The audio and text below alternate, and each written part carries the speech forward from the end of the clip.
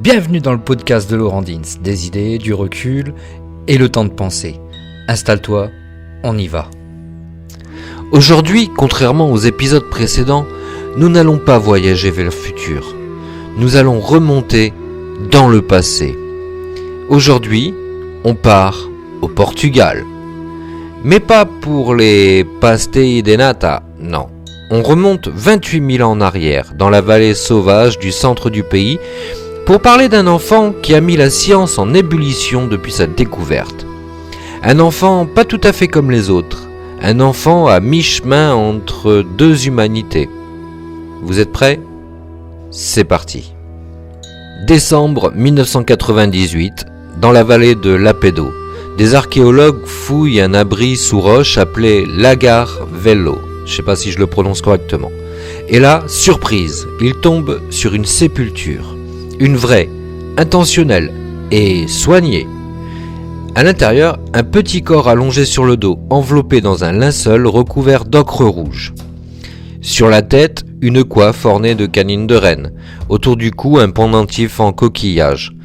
Et à côté du corps, le squelette d'un petit lapin. Peut-être une offrande, on ne sait pas. Cet enfant avait entre 3 et 5 ans. Et quelqu'un l'aimait profondément.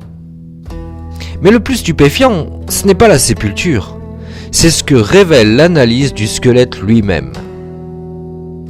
Quand les scientifiques examinent les os de ce petit gars, ils tombent des nues, parce qu'ils voient deux choses en même temps, qui ne devraient pas être là ensemble. D'un côté, le menton, la mâchoire et certaines dents, c'est du Homo sapiens pur jus. De l'autre côté, les jambes courtes, trapues, la robustesse générale du squelette, certaines insertions musculaires, c'est du néandertalien classique. Un mélange, une mosaïque. Comme si la nature avait assemblé les pièces de deux puzzles différents dans un même corps. Les chercheurs posent alors l'hypothèse qui va faire trembler le monde de la paléontologie. Et si cet enfant était un hybride ? Vous vous rendez compte ? Le premier X-Men de l'humanité. Le fruit d'une union entre Homo sapiens et un néandertalien. À l'époque, c'est la tollée dans la communauté scientifique. Beaucoup rechignent à y croire, les néandertaliens et les sapiens n'ont pas pu se croiser, ils sont trop différents. Les sceptiques pensent que ces caractéristiques atypiques s'expliquent simplement par la variabilité normale d'un enfant en plein développement. La croissance, quoi. Et pendant des années, le débat reste ouvert. Et ce, jusqu'en 2010, quand le séquençage du génome néandertalien confirme enfin que oui, des métissages ont bien eu lieu. Nous, les humains non africains d'aujourd'hui, on a entre 1 et 3% d'ADN néandertalien dans nos cellules. La preuve est définitive. Mais il reste toutefois un problème avec l'enfant de Lapédo. On ne savait pas exactement quand il avait vécu. Mais une nouvelle technique va tout changer.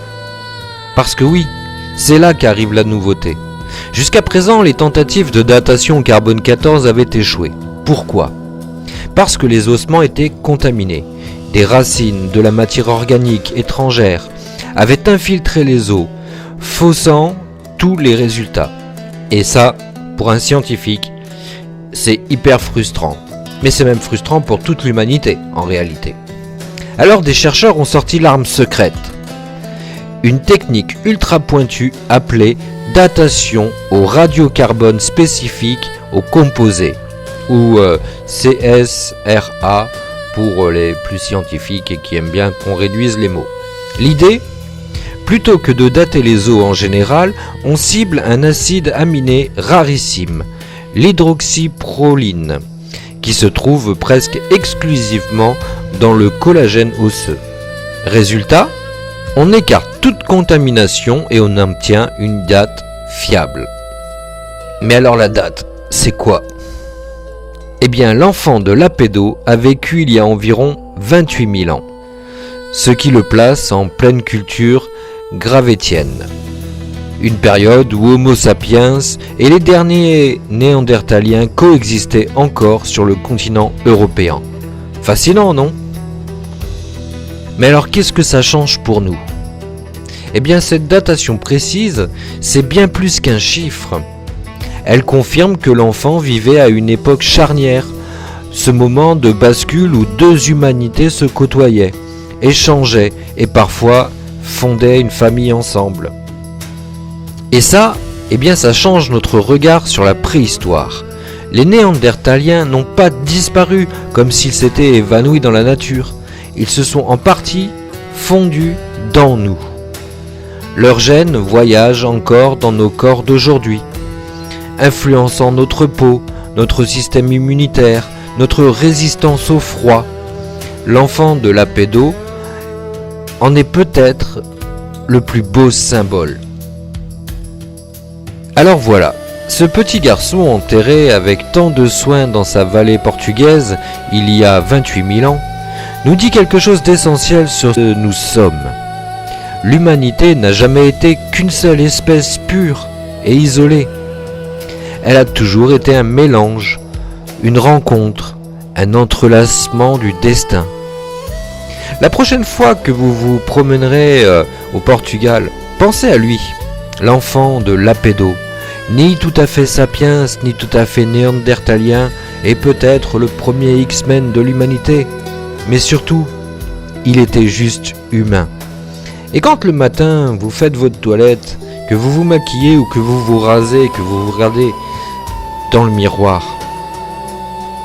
demandez-vous qui étaient vos ancêtres. Voilà, on s'arrête là. Si l'épisode t'a plu, pense à t'abonner, à activer la cloche pour les prochains et à laisser un like, ça aide vraiment. Et surtout, dis-moi ce que tu en penses en commentaire. J'aime bien lire vos retours. C'était le podcast de Laurent Dins. À très vite.